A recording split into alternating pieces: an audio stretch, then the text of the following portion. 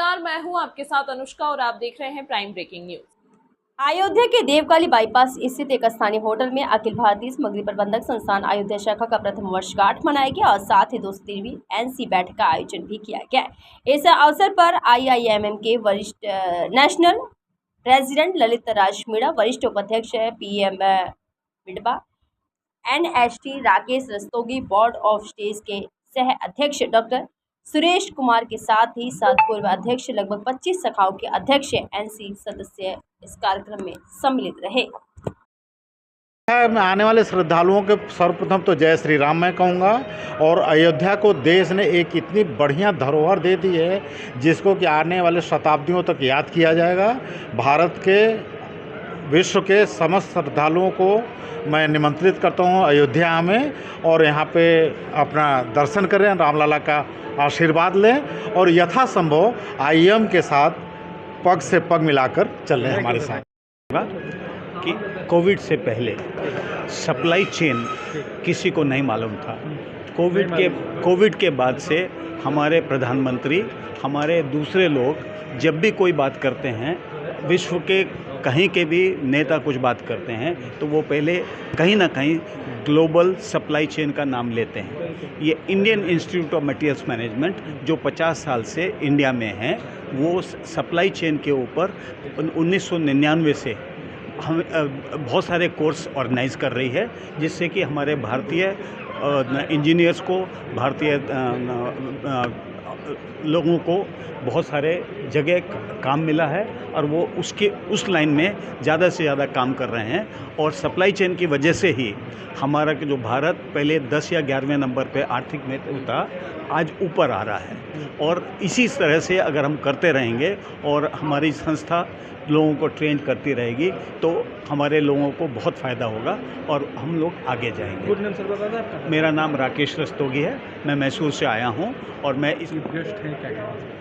ये आज हमारे सामग्री प्रबंध संस्थान जो कि अयोध्या शाखा है, उसका फर्स्ट एनिवर्सरी है। पिछले साल 27 जुलाई को ही इस ब्रांच का उद्घाटन हुआ था और इसका मुख्य उद्देश्य हमारा क्या है कि हमारे एरिया की जो इंडस्ट्रीज़ हैं, चाहे वो मैन्युफैक्चरिंग इंडस्ट्री हो, चाहे वो हॉस्पिटल इंडस्ट्री हो, चाहे हॉस्पिटलिटी इंडस्ट्री जैसे होटल्स हैं, चाहे एजुकेशनल इंस्टीट्यूशंस हो, चाहे कोई मॉल हो, चाहे कोई वेयर हाउस हो, कुछ भी एरिया है जिसमें सप्लाई चेन मैनेजमेंट की ज़रूरत है। हम घर में भी हमारी जैसे किचन को मेंटेन करते तो हमें पता है किस समय कितना सामान की ज़रूरत पड़ती है, वो हमारे घर में होना चाहिए, नहीं तो हमारा खाना नहीं बनेगा। इसी तरह इंडस्ट्रीज़ में भी यदि किसी चीज़ की शॉर्टेज हो जाती है तो वो इंडस्ट्री नहीं चलेगी। लेकिन इंडस्ट्री चलेगी तो उसको कॉम्पिटिटिव होना चाहिए, कॉस्ट इफेक्टिव भी होना चाहिए, क्वालिटी भी अच्छी होनी चाहिए, टाइमली सप्लाई भी होना चाहिए। तो ये सब चीज़ें हमारे जो कोर्सेज हैं, तो हम जाके लोकल इंडस्ट्रीज़ को बेसिकली हमारे कोर्सेज के थ्रू हम ये बतलाएंगे, पढ़ाएंगे। दूसरा, इंडस्ट्री स्पेसिफिक कोई प्रोग्राम है, अगर उनकी कोई प्रॉब्लम है कि हमें ये प्रॉब्लम आ रही है, उसको भी हमारे जो एक्सपर्ट हैं, जो अयोध्या में नहीं, हमारे इस देश में हमारी 56 शाखा है और हेडक्वार्टर बॉम्बे में है।